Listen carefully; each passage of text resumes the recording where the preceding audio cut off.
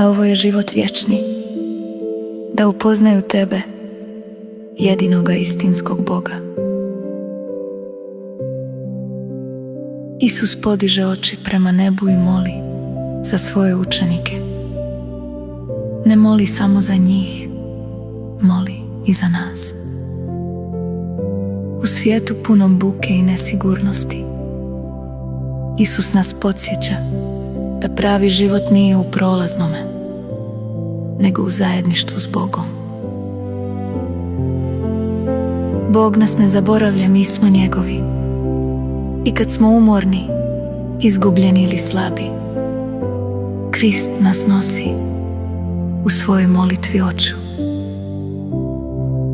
Danas zastani na trenutak i otvori srce. Upoznati Boga znači pronaći mir, smisao i život koji ne prolazi.